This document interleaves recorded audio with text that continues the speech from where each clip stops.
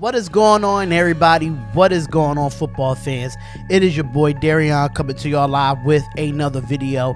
It is the Spotlight Sports Talk and the Silver and Black podcast. Shout out to all the subscribers that have subscribed to the YouTube page. And this is your first time ever being at our YouTube page. I would suggest that you subscribe and hit that bell button to get the latest news in all sports. But we're here with another Raiders video. Now, in this Raiders video, we have two more signings that the Raiders did sign in free agency. In the last couple of days, we have been very quiet on free agency, but now we're here with two other free agents that we did get, and I'm not really too pleased with one of them, but the other one is with depth. So with that being said, let's get straight into the video. And the first signing that they did get was a wide receiver, former Philadelphia Eagles wide receiver Nelson Agholor. Now the Las Vegas Raiders finally go out and go get a wide receiver, but not a number one wide receiver, because Nelson Agholor is not a number one wide receiver, just in my opinion, just from watching him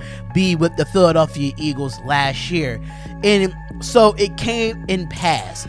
In 6 days since the start of the free agency negotiation period, the Raiders had finally got wide receiver, which is Nelson Agholor. They had signed a former Eagles wide receiver, according to Jerry McDonald of the East Bay Times.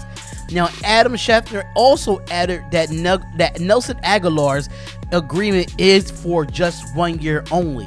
Now, the receiver was arguably the Raiders' top need in free agent, but not great this year. If you're wondering about Agholor's speed, he ran a 4.42 at the 2015 Combine. Now, Agholor was the 20th overall pick in the 2015 draft out of USC. He had been a disappointment for his draft position, through his fairly productive couple years at Philadelphia.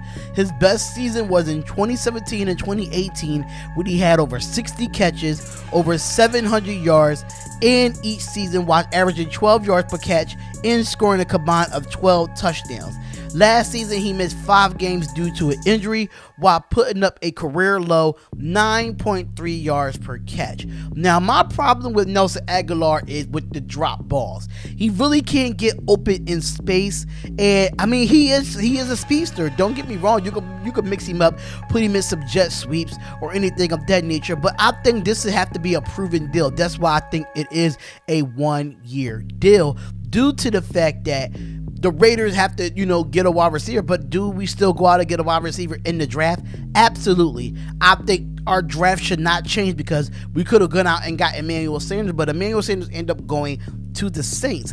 But Nelson Agholor, this is a proven year for you to be a part of this Raiders offense with the Derek Carr and Hunter Renfrow and all the guys that we have on the offensive side. At the end of the day, it's only a 1 year deal, so I'm not really mad at it because of the fact that he has to prove himself after all the drop balls that he had last season. So hopefully he could come in and ball out. Hopefully he could come in and prove himself to be a good wide receiver to help out this arsenal for Derek Carr. And the second one that I definitely have to go into that we did get was offensive guard from the Cleveland Browns, Eric Kush.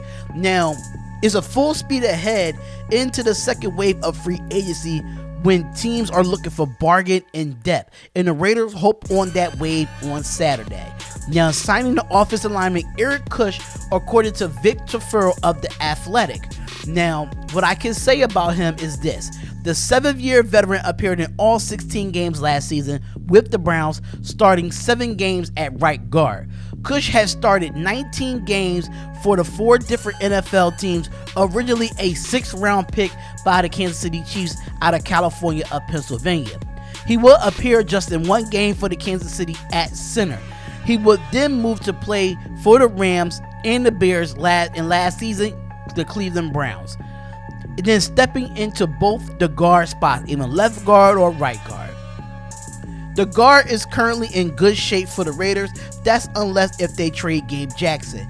With Jackson at right guard, and they also have Richie Incognito at left guard, and Denzel Good as a reserve, Good has also stepped up to start in both guard spots last season, showing that he's a capable starter. Now, I think as far as the Raiders go, this is a depth position signing. signing Eric Kush. Eric Kush is a good center slash guard. Even though we do have the trade rumors of Gabe Jackson, which I think we won't trade Gabe Jackson at all. But at the same time, I think that like I said before, Raiders need depth at every single position on this football roster. That's just my personal opinion. I think this was a good signing for us to go get another offensive lineman, just in case if one of our starting offensive linemen do get hurt, he can step in and be really good. Noah started all 16 games last year with the Browns, so that's pretty impressive to me. So injury prone, that's definitely not a good that's a good thing for us, knowing that he doesn't really get injured as much. But let us know what you think about this video. Let us know what you think about the Nelson Agholor signing and the guard Eric Kush signing. Let us know what you think. Comment, like, and subscribe to the channel. It's the Spotlight Sports Talk and the Silver and Black Podcast, and I'll see y'all in the next video. Peace.